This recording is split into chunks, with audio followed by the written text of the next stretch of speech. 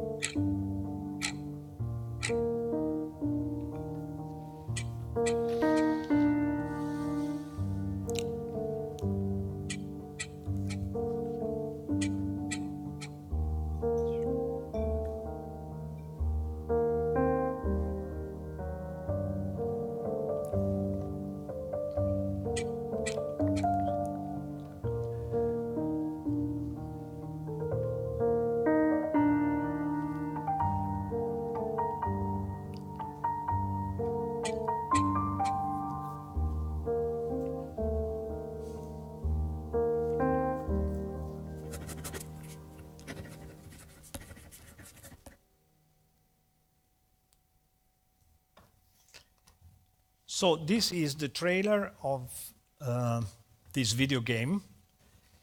I can start saying that 3,200,000 people downloaded the video game.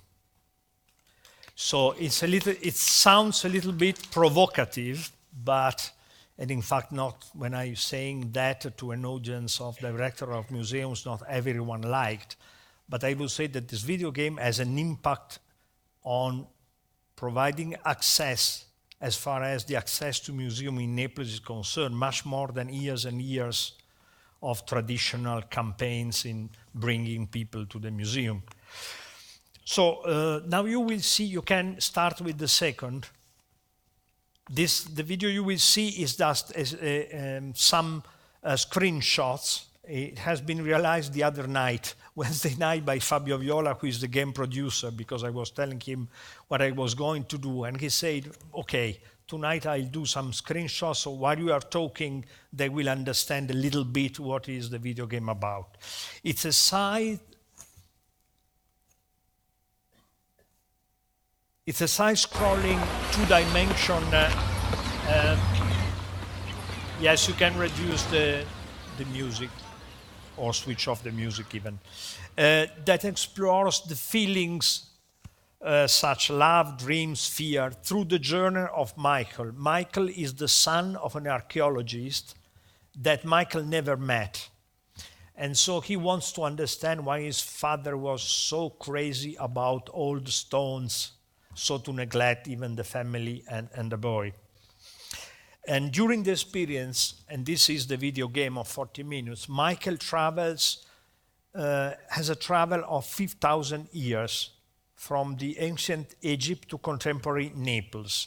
And he meets 11 different characters. And the video games, this is the museum, and the video game consists in, of course, dealing and interacting with those 11 characters, which are characters related to the different ages, to Egypt, Roman time, medieval time, and so on.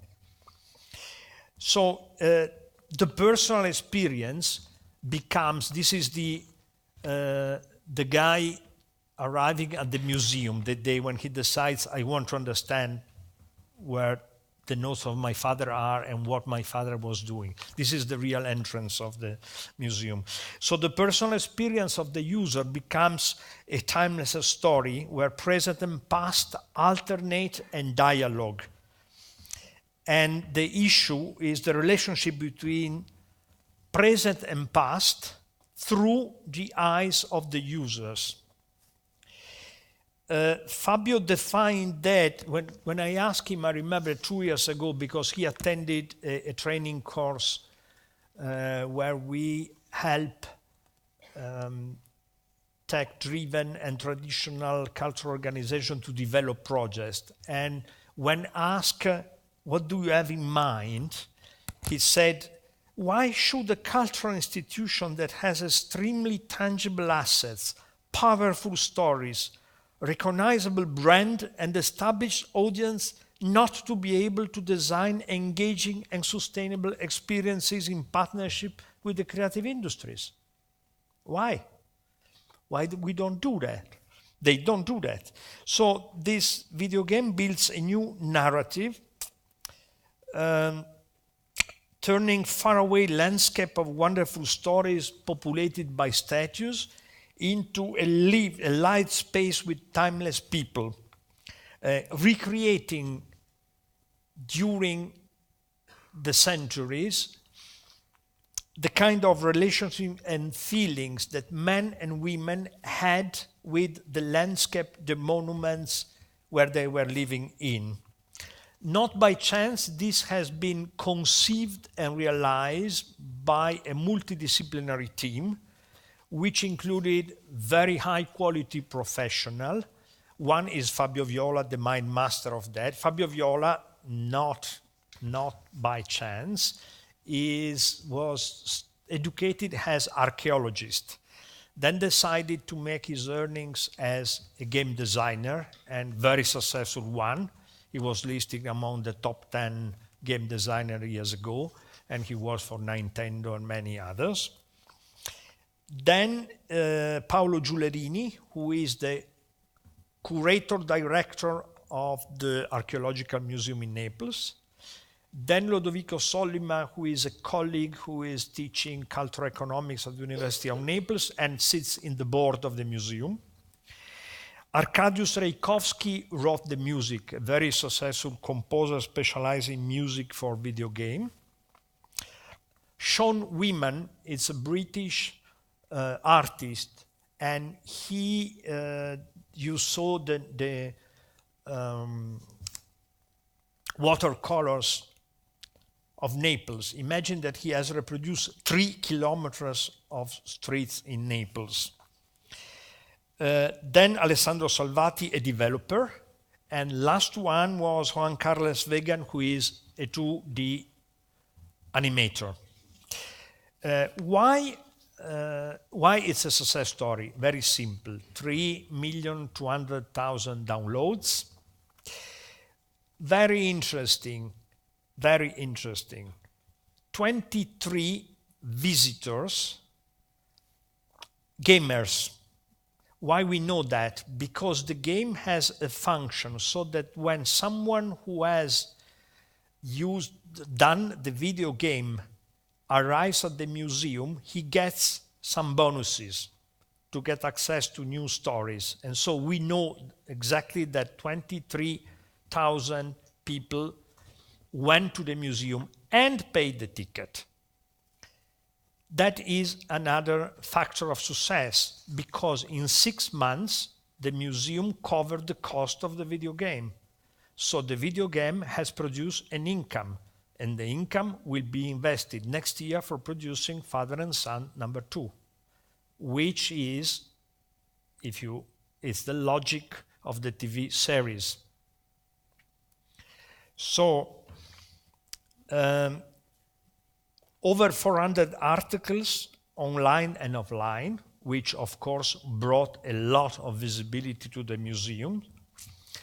And I never reflected on that. Fabio calculated exactly that around 1,000 years have been spent by the people on this video game. Imagine 1,000 years. It's really a lot. It gives very strongly the impact of this video game.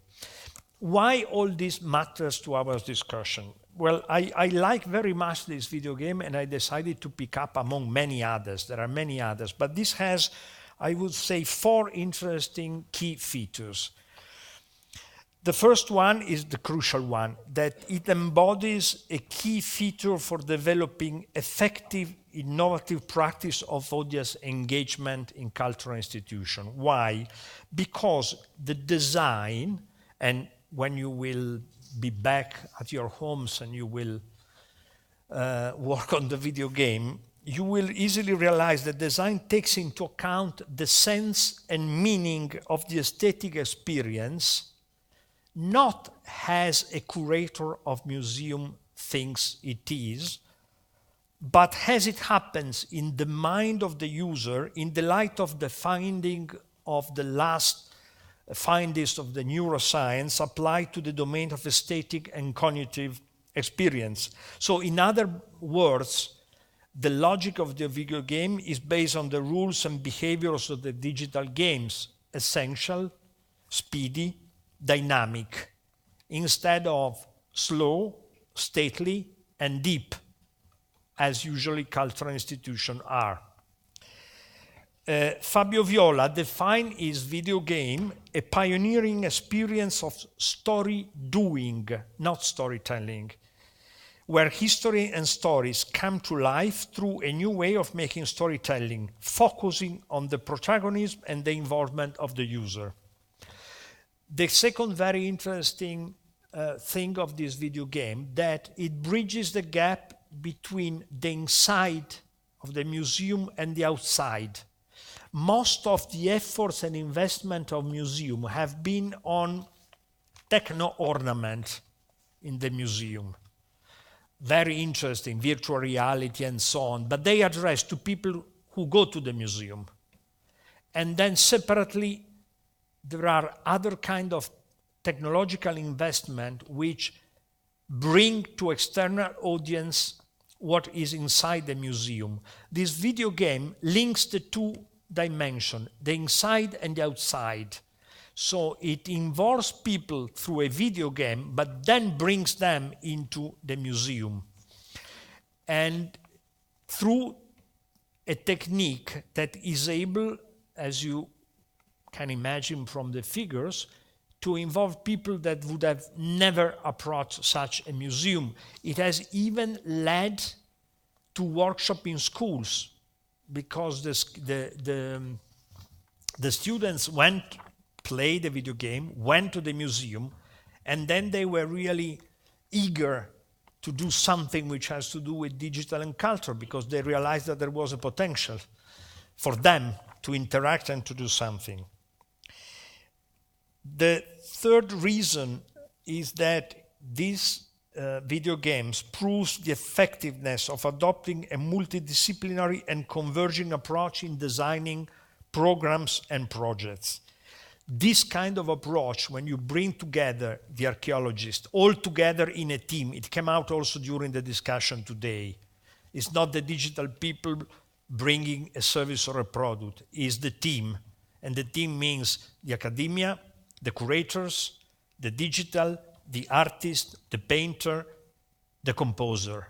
Everyone bringing his or her knowledge and experience.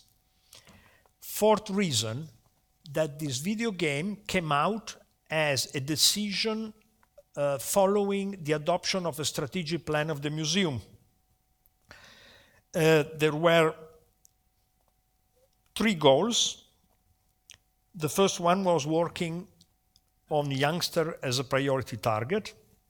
The second was searching for an international audience and international visibility of the museum. And the third was the need to connect the inside and the outside of the museum. So not having something digital addressed in general, but something that was linking the museum, its history, collection, and the city, the contemporary city of Naples. So that is why I'm presenting that, and it will relate to something I will talk later on. I would, before moving to the last part of my talk, which is about what should we do at policy level and at the level of our own institution. I'm sorry, I'm much more boring than Tonia and then later on Chris, who talk about very concrete action and plans, but I am deeply convinced that we as a professional community need to take more seriously the policy debate. And if we do not stand up and be more brave and more concrete in proposing, someone else will take decision instead of us without listening at us. So I would like to go back before going to the concrete and positive part, back to the question, why do we fail? And I try to reply to this question, why do we fail? I appreciate this question very much, because nobody wants to discuss about failures. Everyone is always talking about successful stories. But if you do not move from failures, it makes no sense to design plan of action if we do not have a deep and honest understanding of the weaknesses and threats. So I see the following reason for failure. Well, the first, and according to me the biggest one, is the weakening of the educational role of culture in the last 30, 40 years, which is now changing a little bit. And that is because of the change of habits and the new forms of cognitive processes. Is the decline, if not the collapse, of the function of mediation and cultural interpretation linked to the new digital age. The second definitely is a lack of funding and financing in structural resources we were discussing in the group. So training, equipment, technological update, combined to a pressure on cultural institutions to diversify the funding mix, giving priority to blockbuster exhibitions, investing in fireworks instead of structures. So you have today cultural institutions, particularly in some countries, where you have development department and fundraising department with 10 people, and research and development with 1 person part-time, because the pressure is to get access to new funding resources, funding mix. We need, as we said, funding not only project-driven, but also supporting long-term objectives to allow for experimentation and risk-taking. Third reason for failure, the logic of silos and the lack of intersectoral cooperation. You will be given the manifesto on supporting innovation that we discussed and presented in Frankfurt. I think, Nicola, it would be good to send to the participants this manifesto. And you will see that there is a very strong focus on this aspect. I prefer to see, instead of the image of silos, I see the cultural and creative sector as an archipelago, but it's an archipelago with a lot of troubled waters and few boats moving from one island to the others. So there is still this prevailing logic. Of course, it's a very general approach, but still today, very often, if you talk about performing arts to a curator in a museum, what the curator has in mind is, I have an occasion to bring people and to do something which makes the museum more appealing. If you talk to someone who is responsible for a festival about heritage and making coalitions with heritage museum and sites, he or she immediately thinks, oh yes, that arena is has a very good acoustics for festival in summertime. So it's not usually in terms of what we can do together, what kind of partnership. It's more instrumental. Fourth, the fragmentation of the creative and cultural sector, and I think does not deserve more words. A strong lack of competencies. Most of people who run cultural institutions did not have any chance. They are not digital natives. Then the cultural sector, because of the history and the role, is even more unprepared than the whole society to the acceleration of technological innovation by big data and all the other stuff. So culture is struggling to catch up, as the whole society is struggling to catch up with the exponential speed of technological innovation. And here comes the last reason for failure, which probably is the last one, but the most relevant, which is a defensive attitude and the cultural inertia prevailing for a long time in our community, in the community of cultural professionals. And this mindset has led to misconception and underestimating the real potential of digital for cultural institutions. So cultural institutions have clearly been for centuries the precious gatekeepers of the territories of memories, protected by very exclusive clubs of guardians. And it is thanks to them and to you that today we have those wonderful memories of the past. Some art forms and institutions in the centuries move forward and commissioning artists' artworks and sometimes anticipating social changes, thanks to the visionary attitude of some of the leaders of this institution. I think that it's time to play again across the board. And we have to we have to be part of the lead of the social change. I mean that we have I would say, more than a responsibility, an obligation to take advantage of the potential opportunity of digital revolution. There are many challenges: audience development, develop audience engagement, create processes of democratic culture, contribute to education and training, for instance, for the weakest part of communities, raise the awareness and critical thinking about the opportunities and threats of the digital. All these processes contribute to societal change. We have unprecedented opportunities.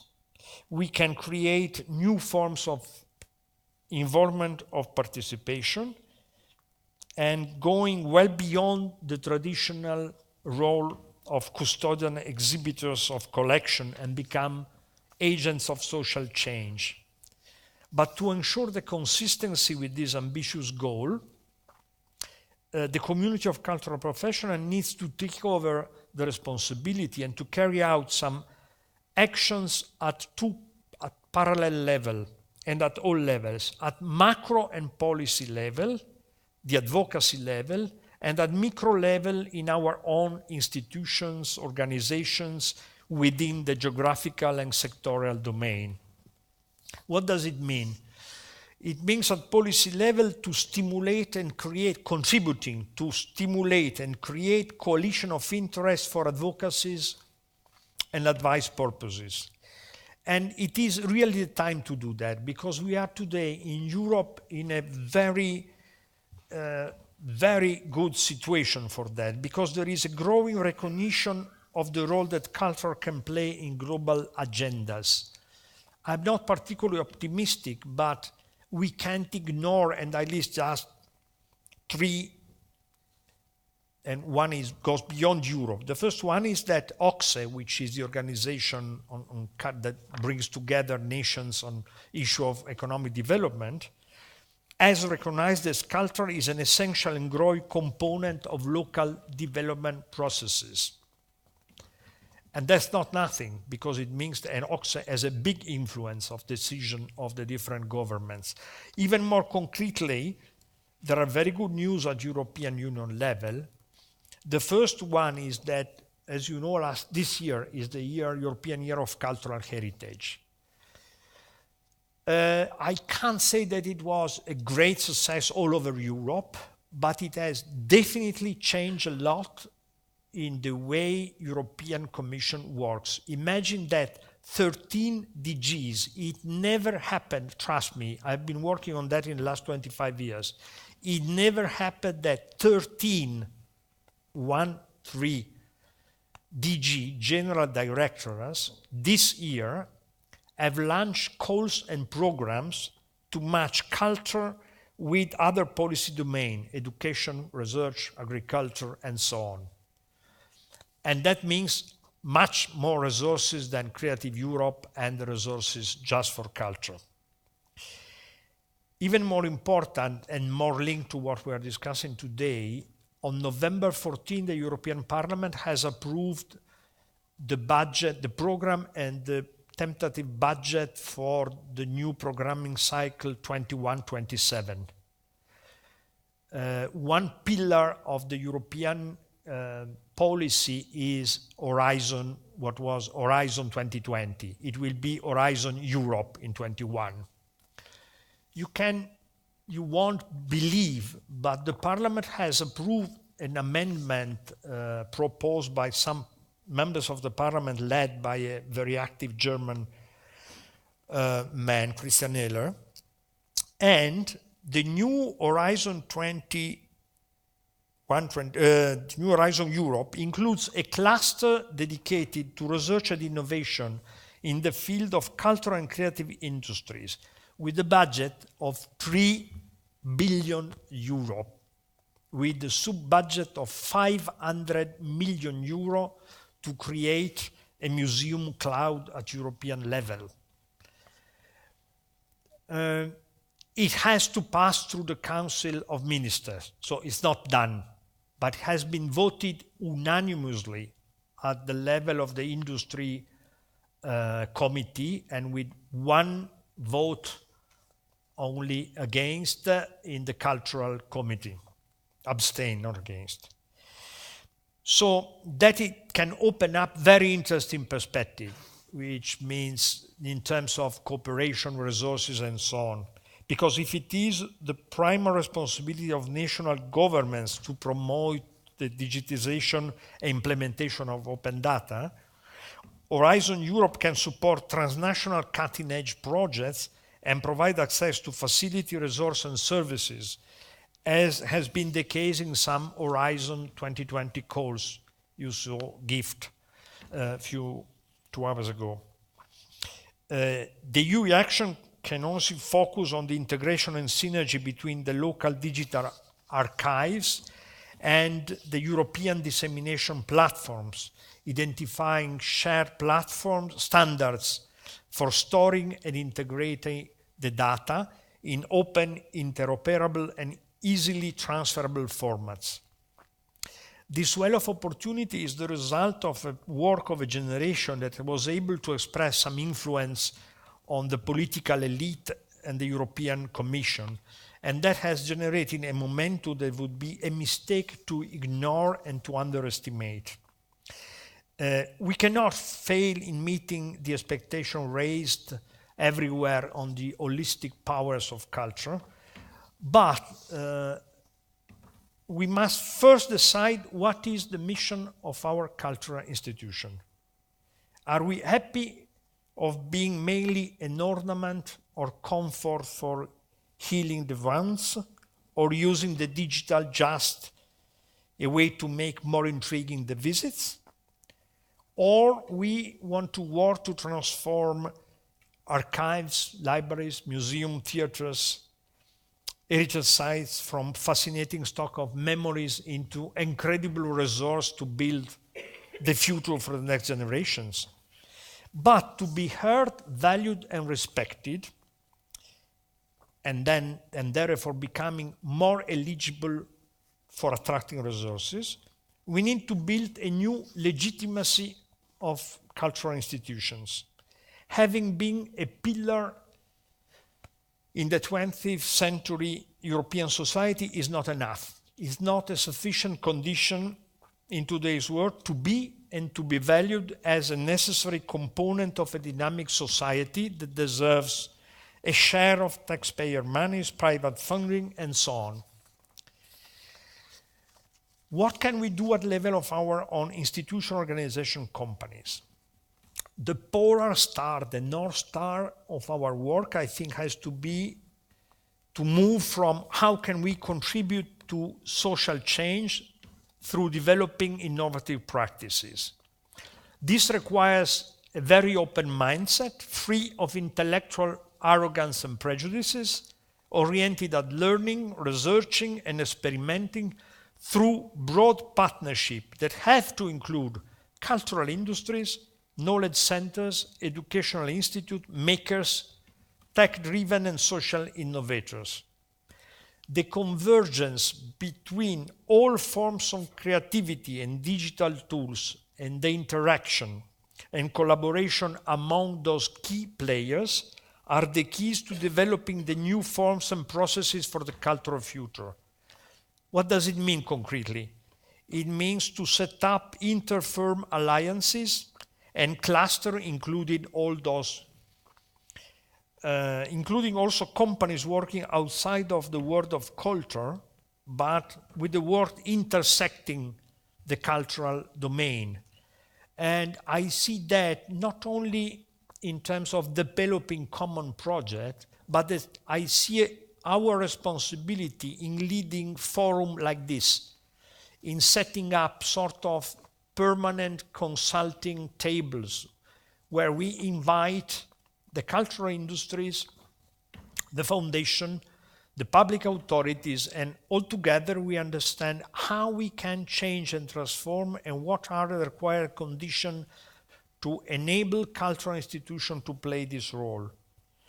I think we need to push, and cultural institutions, established cultural institutions, have a clear responsibility. I would say that I would like to see a mandate for them to start cooperation between startups and other social partners through joint research, pilot projects, learning by doing, skill transfer.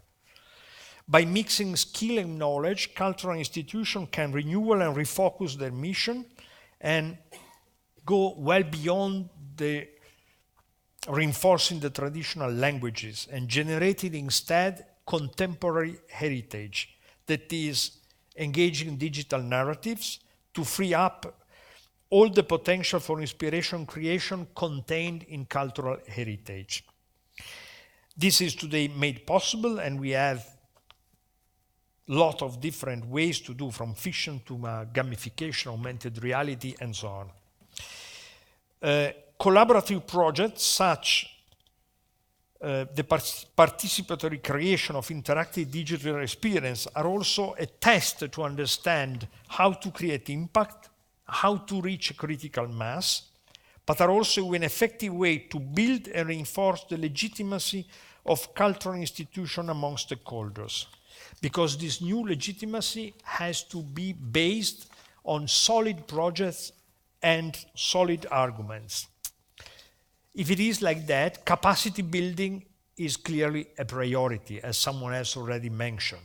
I would say it's even the prerequisite to go beyond the prevailing approach that, once more, I would like to stress, still concentrates on digital as a tool for access, use, and dissemination of heritage, rather than an opportunity to create new content.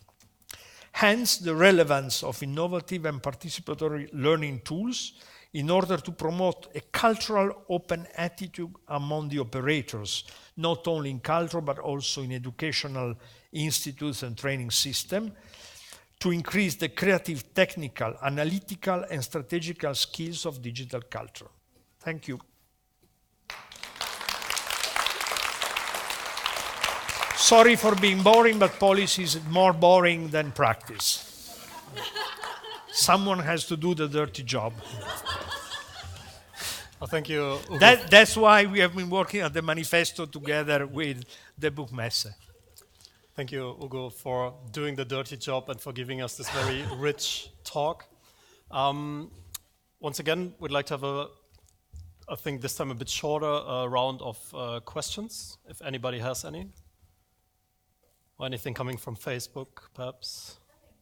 No? Killed. Yeah, it's quiet at Facebook. Okay. All right, in that case, I'd say, since we are still a bit behind schedule, we'll get right into the next round of challenge pitches. And there we have, thank you, Ugo.